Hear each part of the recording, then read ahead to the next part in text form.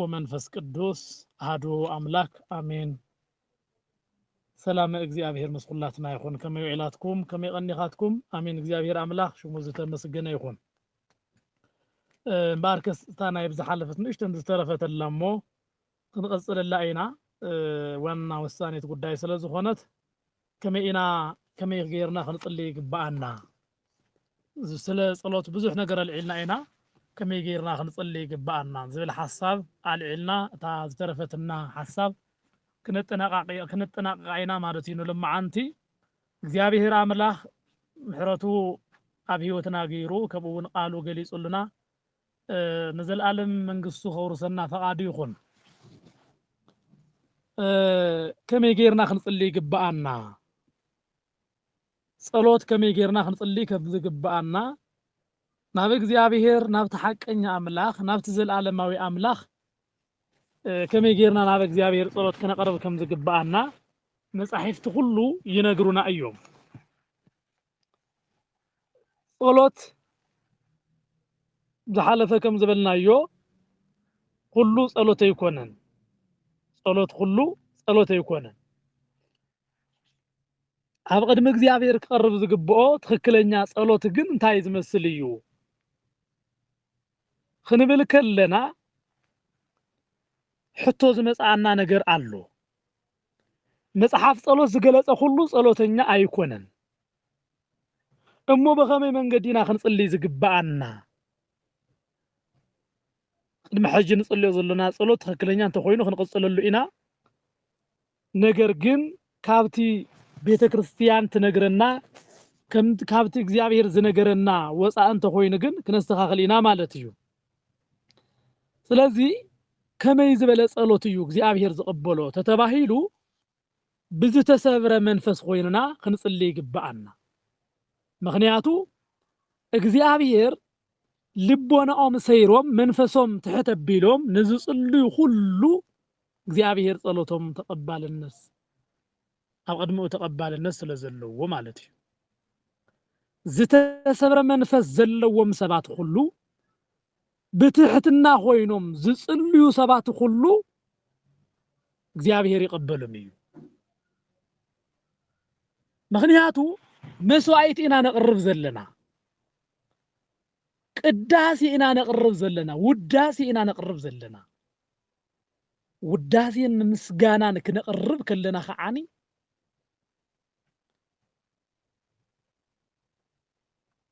ዝተሰብረ ልቦና ክህልወና ይግባ ፍጹም ለእግዚአብሔር ከማረኽ ዝኽእል ትሕትና እግዚአብሔር በፍቅር ይምረኽ እዩ እግዚአብሔር በትሕትና ይስዓር እዩ ክንጽልይ ከለና ንእግዚአብሔር ከማረኽ ብዝኽእል ንእግዚአብሔር ክስሕብ ብዝኽእል ኮይንና ክንጽልይ ይግባአና ምክንያቱ እግዚአብሔር ልቦናኦም ሰይሮም ወይ ከዓ መንፈሶም ንኡ ሂቦም ንዝጽልዩ ሁሉ ቀረባ እዩ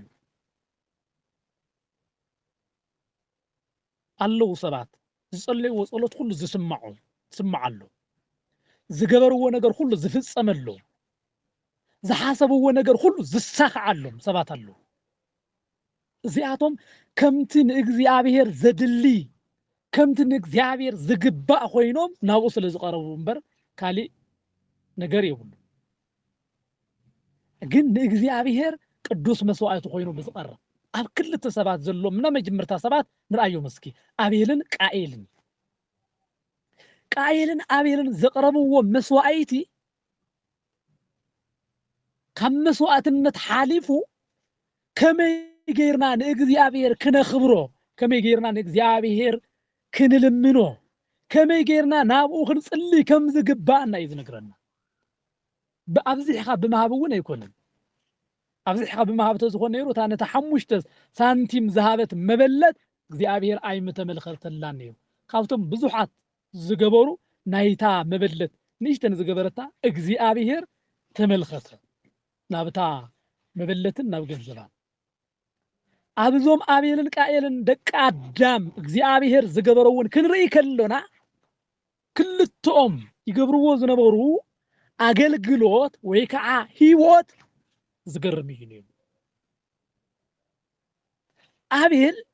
ብትሕትና እዩ። ኣቤል ስሙን የዋህ እዩ። ርኢኹሞ የዋህ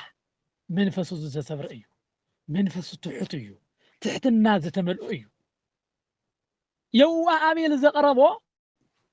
መዓዛ መስዋዕቱ ናብ እግዚኣብሔር ኣፍንጫ ክበፅሕ ከሎ ምዑዝ ኮይኑ ማለት እዩ። ናይ ቃየል መስዋዕቲ ግን ሕሱር እዩ ነይሩ ኣብ እግዚኣብሔር። ኣገልግሎትና ካብ ሕስረት ጸሎትና ብሓቂ ተቐባልነት ክረክብ እግዚኣብሔር ይርዳኣና። ኣገልግሎትና እውን እዚ ኣገልግሎት ኣይደልዮን እዚ ኣገልግሎትኩም እግዚኣብሔር ከይብለና እግዚአብሔር ብሓቂ ብምሕረቱ ይሓግዘና መንገዱ ይምርሐና። ቃየል እንታይ ኢሉ እግዚአብሔር ዶሪድ ይበልዖኾን ስለዚ ኢሉ እቲ ዘቕረቦ መስዋዕት እንታይ ነይሩ? ሕሱር እዩ ነይሩ። ኣብዚ ክንሪኦ ዝደለኹ ኣቤል ቃየል ልቦንኦም ምርኣይ ይከኣል እዩ። ብልቦንኦም ዝሓሰብዎ ብጥንቃቐ ኮይኑ ናብ እግዚአብሔር ዝቐረበ ጸሎቱ ሒዙ ዝቐረበ መስዋዕቱ ሒዙ ዝቐረበ ኣቤል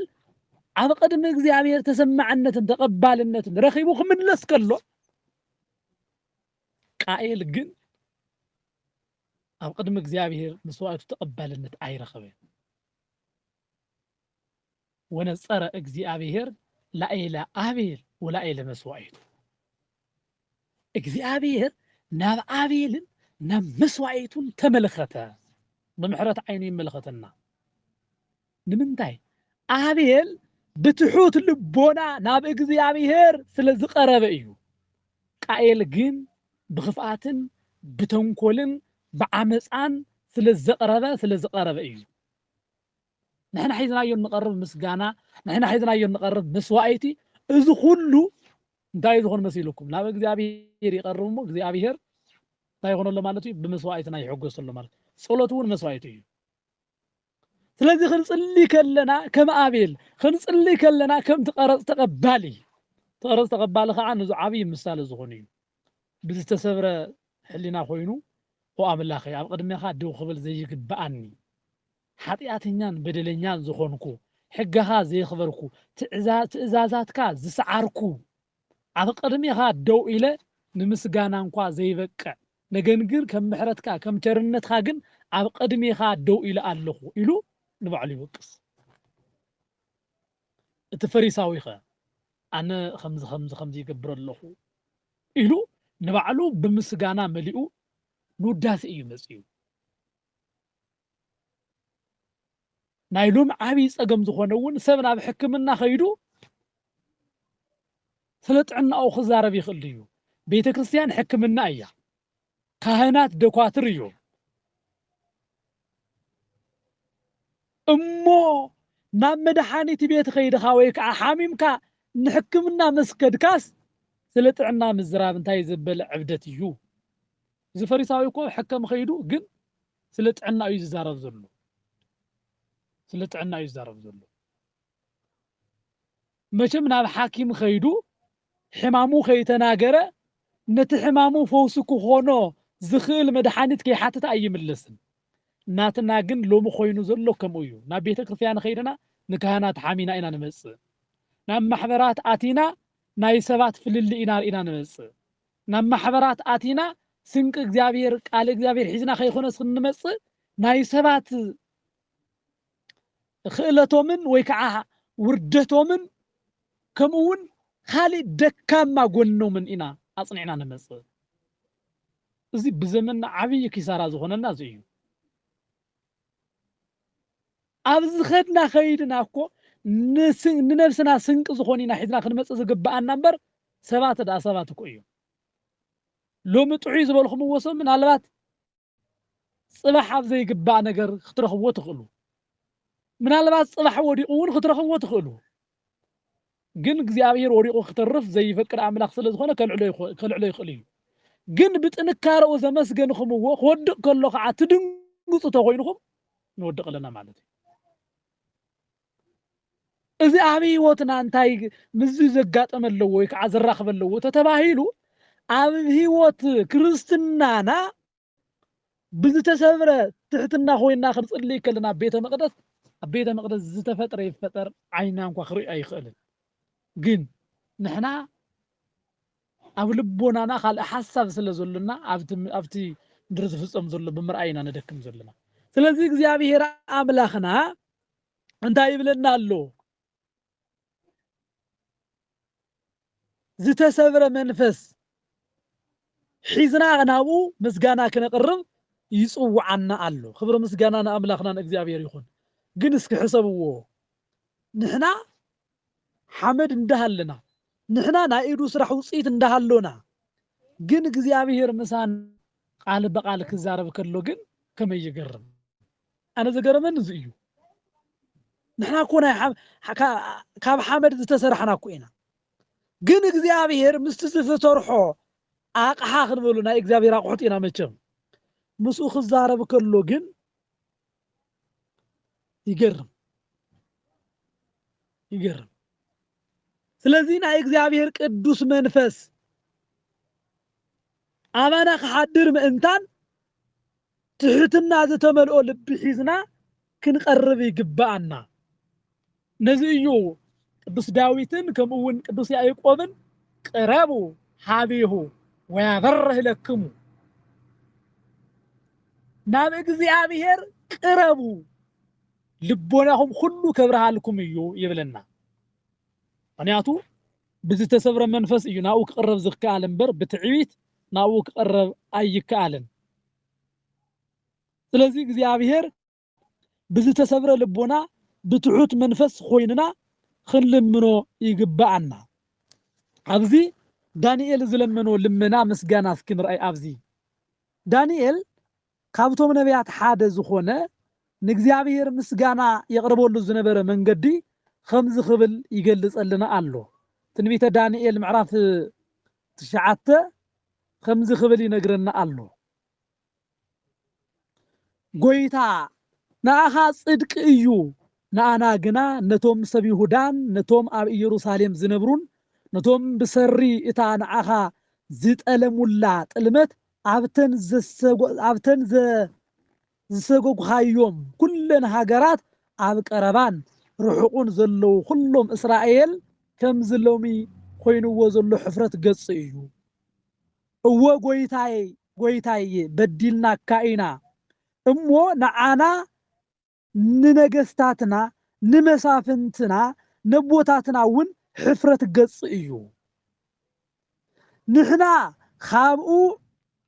ዓሊና ኢና እሞ ምሕረትን ይቅርታንሲ ኣብ እግዚአብሔር ኣምላኽና እዩ ይብል ሪኹምዎ ዶ ዝተሰብረ ሕትሕት ዝተሰብረ ልቢ ማለት ከምዚ እዩ ብመጀመርታ ሓጢአትካ ኢኻ ትዝርዝር ኣብ ቅድሚ እግዚአብሔር ደው ክንብል ከለና ናይ ሃገርና ሓጢአት ናይ ህዝብና ሓጢአት ናይ ነገስታትና ሓጢአት ናይ መሳፍንትና ሓጢአት ክንርኢ ይግባአን እዚ ክንገብር ከለና ከዓኒ ከም በዓል ተናጊርና ሪኹምዎ ዶ ዳንኤል ክጽሊ ከሎ ንእግዚአብሔር ዝገብሮ ዘሎ ምስጋና መሪው ሓላፍነት ወሲዱ መን እዚ ኣይገብራ ሎሚ እኮ እቲ ሓጢአት ኩሉ ናብ ሓደ ሰብ ክንድርቦ ወይ ከዓ ንሓደ ሰብ ክንህቦ ኢና ንደልይዎ ዶ ናትና ንሽተን ጥፍኣት ከም ዘለና እንኳ ክንሓስብ ኣይንደልን እዚ ከዓ ዓብይ ጥፋት እዩ ነዚ ኣብነት ዝኾነና ዮናስ ነይሩ ነቢይ ዮናስ እንታይ ኢሉ እታ ባሕሪ ክትናወፅ ከላ ወይ ከዓ እታ ውቅያኖስ ክትናወፅ ከላ እንታይ ኮይኑ من يحاتياتنيا إلهم عصا خورقو كلو يوناس انتايلو أنا سرحاي እግዚአብሔር مملاخيو ግን أنا ጥፍኣተኛ እየ خبل نገዛእ ርእሱ ኣዋሪዱ ሪኹምዎ ዶ ኣብ ቅድሚ እግዚአብሔር ትሑት ምዃን ካብ መከራ እዩ ዘድሕነካ ካብ ነባሪ ዓሳ ዝኣክል ሓደጋ እዩ ዝስውረካ ወላ ባሕሪ ተደርበኻ ትንጽህናኻ ይድሕነካ እዩ عم عصا نبري سلسة معالتن سلسة ليتن كمون قويتانا مدحانينا إيسوس كريستوس عم كرسة مدرن محدار ومسلاك هون زخالة يوناسكو تحتنا ويلو رغم ورد تحتنا أنا إيه طفاتني قبل جميرو من اللي ما أنا طفاتني إيه من اللي أنا قويتا بقدمها بديل إيه بزبدل خوكا بديلك حافير إيه إنو زناقر قالوا يلا كله نجزا رؤوس نصوح قبر يزقوي كلاتنا حاتياتنا بدلنا حبينا خنبر إنا ندلي حاتياتنا خقلع عين ندلي جين خعاني كاب እግዚአብሔር ምሕረት ندلينا طعم قبزاتنا إذا قبزنا خعاني نعنا أطفينا نعدنا ون أطفئوالو انبر زي صلي سبط في مسيلكم قداسي وداسي دا يقرب لكم جن أقدم እግዚአብሔር قريبو جن واغا خمس አይካለ ምምንታይ ልብና ንጹህ ስለዚህ ይሆነ ብዙ ተሰብረ ሕሊና ብዙ ተሰብረ መንፈስ ሆይና ግን አይንጽልን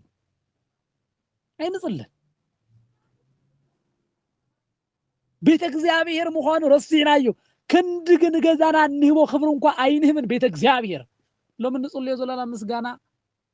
ልብና ንድሕሪ ተመሊሱ ክፉ እንደሐሰብና ምስሕዋትና ከይተዓረቅና ምስባእሱ ኮይኑና ገና አብኢድና ናይ ንጹህ ደም ዝፈሰስ አብኢድና እንደሃለው ወይናኩ بتعبيت كابزن لعلن እግዚአብሔር تعبيت يلن بحقي مس حاطيات كبقدم እግዚአብሔር قريبخا بمعالت 150 مزمور ተጸለኻ እንታይ ትርጉም ይሎ ይውሉን ምናልባት ወሳብ ይሕልኩም ከይሆን ዳምበር ወገናቴ ተሐቅን ዝራረብ ስለዝደለኹ እዩ ዮናስ አነ ኃጢአተኛ እየ ኢሉ በደሉ አሚኑ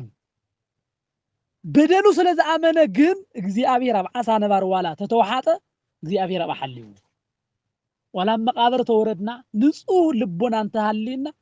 من نما ينخأنا نزكو يولدنا كو حق حيز كاسيا ولا بركة حدر ريز بالو يسام من قد حدر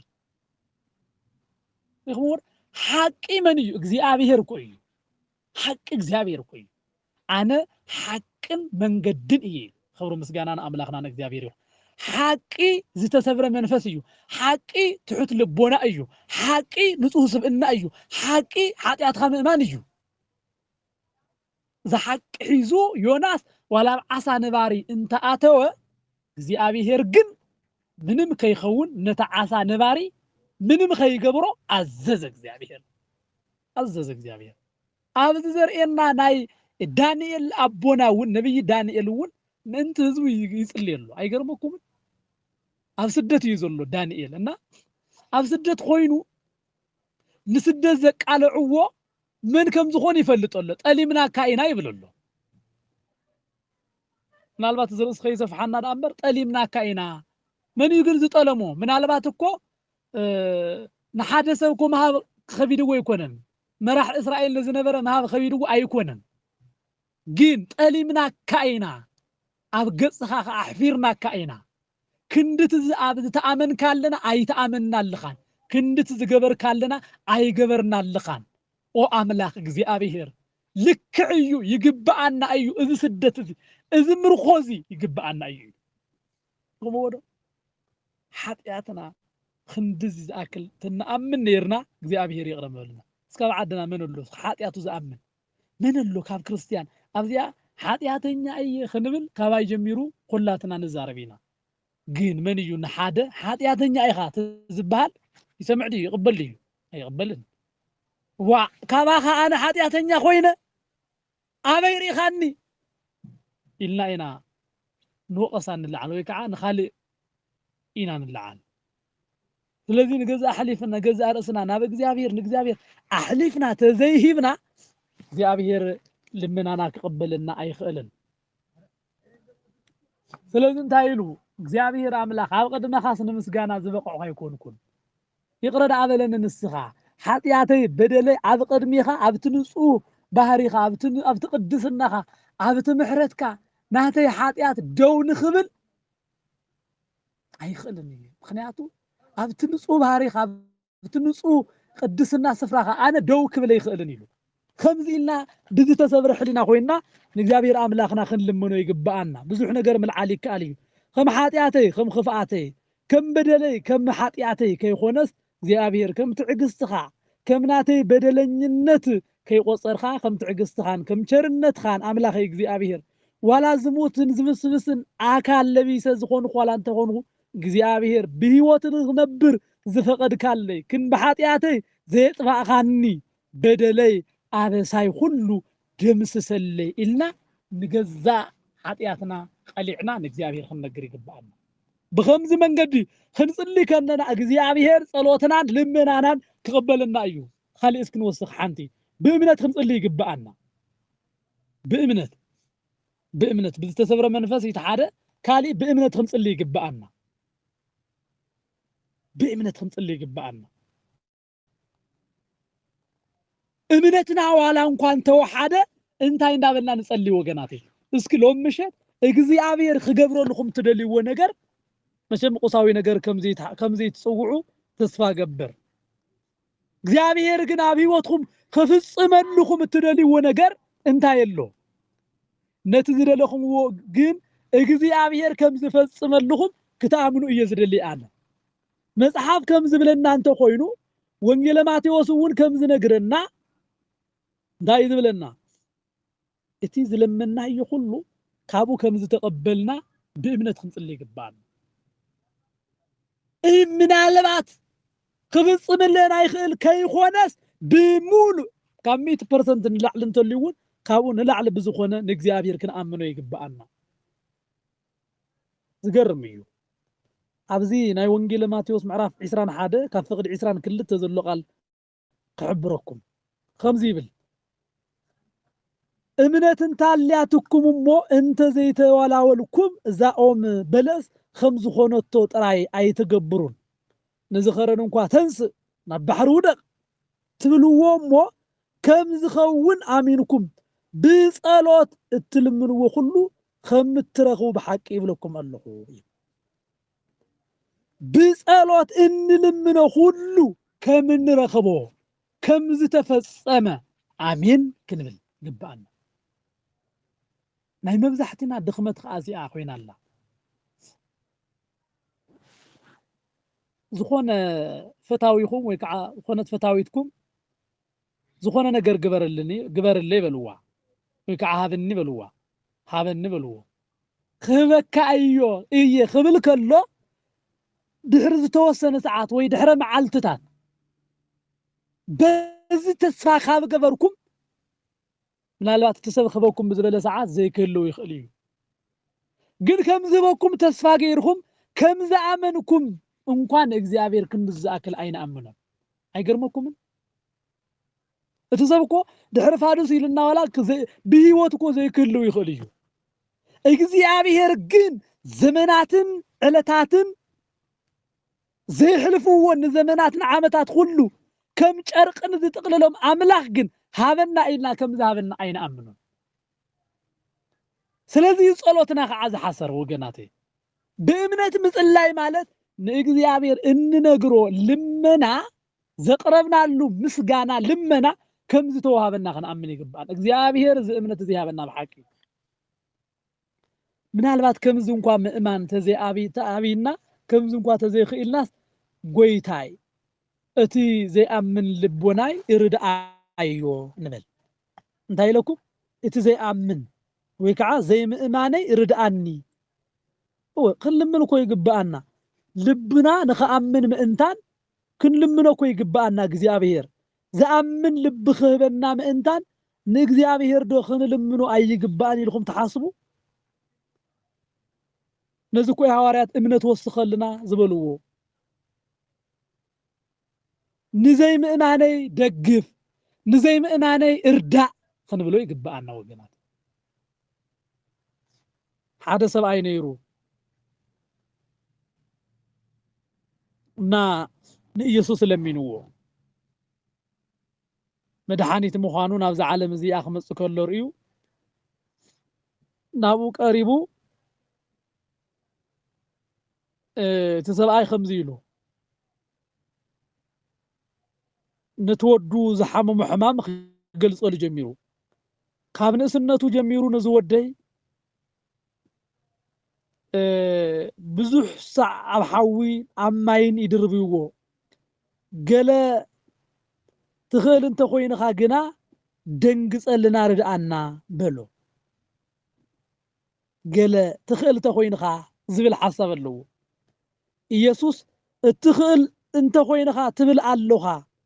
نزأمن كل يكاليو بلو مخنياتو زي سبعي زي عب يهودا ويك عب إسرائيل نيسوس امنت زي نبرم بزوحات نيروم سكاب حجر له ثلاث انت هايلوه